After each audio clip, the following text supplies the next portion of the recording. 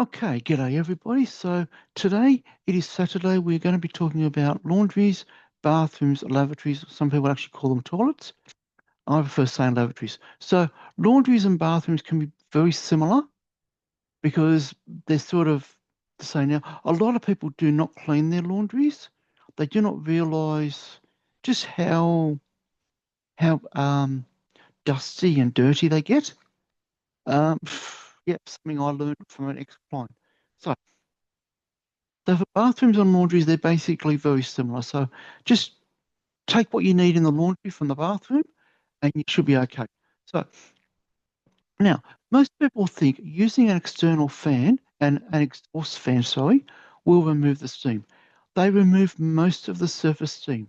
But the best way to ensure all the moisture has gone is open the windows for a few hours. Now, what I do, where I used to live, before I start cleaning, I used to open all the windows of the house to let fresh air in, but also in the bathroom, I would open the window in there to let all the steam escape. Usually, what I would do is I wouldn't have a shower in the morning.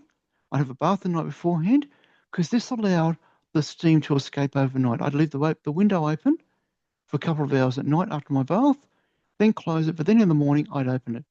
So this and the way you'd actually find out if the steam has gone, just wipe your hand over the mirror just to see if it feels it doesn't feel slimy or anything like that. You virtually put it, then you can't move your hand. You've got to force your hand like a generally. It's a 98% chance that it's actually steam free. Same thing on the shower screens. To do the same thing. Just do a bit of a test. If it's still slippery, give it a bit more time. So now, once you're going to do the bathroom, you come through, you've got the items mentioned yesterday. So you've got paper towels, blue cloths, microfibre cloths, plus your scrubbing brushes, and also your sprays that you're going to be using. Now, as well for safety, wear disposable gloves. You can buy them. I really hate buying them, but you've got no other choice for health and safety, disposable gloves. And I'm not going to mention about the mat at Vanity Mill because we did it yesterday. Now, for the tap or the faucet, depending on where you are, I use a toothbrush.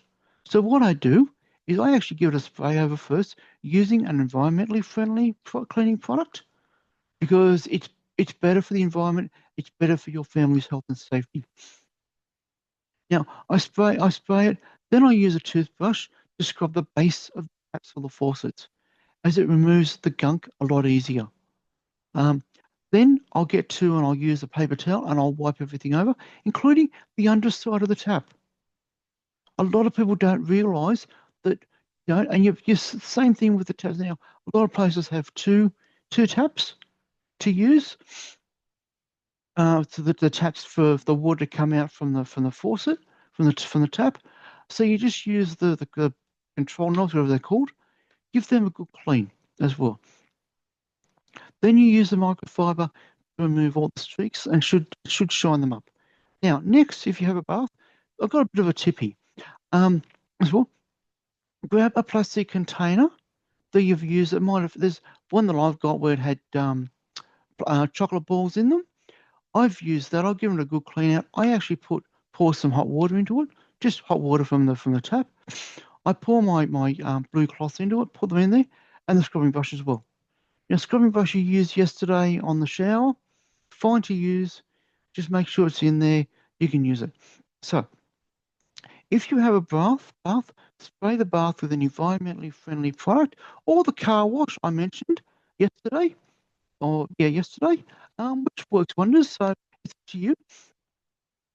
Then grab your scrubbing brush, scrub the bath, including the drain.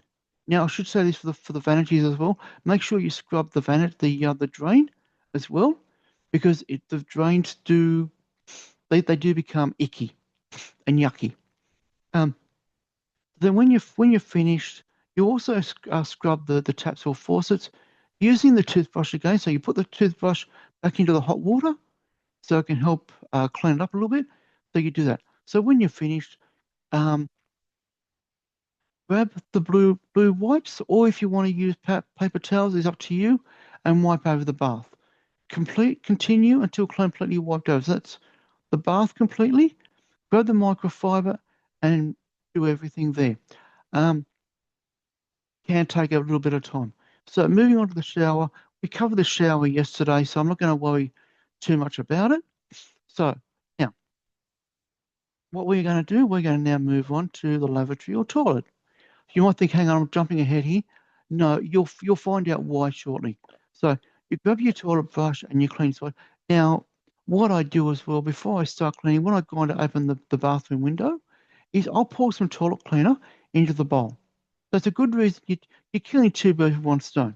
So you've done that. So you grab your toilet brush, you clean on the inside of it. Then you use an antibacterial wipe, and I want you to wipe it down this way because it is the most hygienic way of doing it. You wipe the top of the seat, toilet seat, the toilet seat, then the cistern, the outside of actually, you wipe the top of the seat, the top of the seat, the top of the lid, then the cistern, outside of the bowl, then under the seat. Wipe over with paper towels and discard them. Now, same thing with the antibacterial wipe, discard them. I always carry a garbage bag with me for everything. Now, one thing I've not mentioned either is with door handles. Use an antibacterial wipe to go around and wipe the door handles over. Then and use a blue cloth or a paper towel just to dry them, give them a bit of a shine. If you need be, use a microfiber, and that's all door handles in the house. So don't think I'm only going to do general areas. No, you do all areas of the house. Now, when you're finished with that, we're getting back to things. Grab your spray mop. Now, you've already cleaned your laundry, the spray mop. So you've got the spray mop, place a red microfiber pad on it.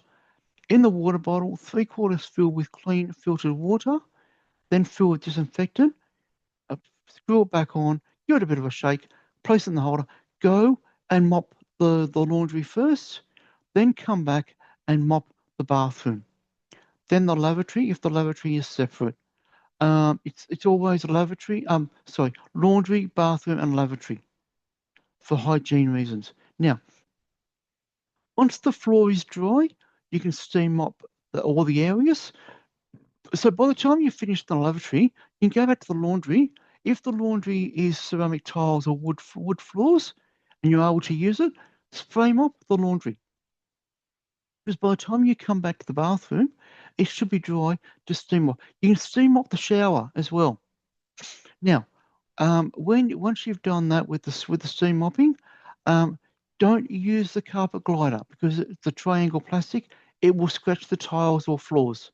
You only use the carpet glider on the carpet or on the mattress, which leads me to tomorrow.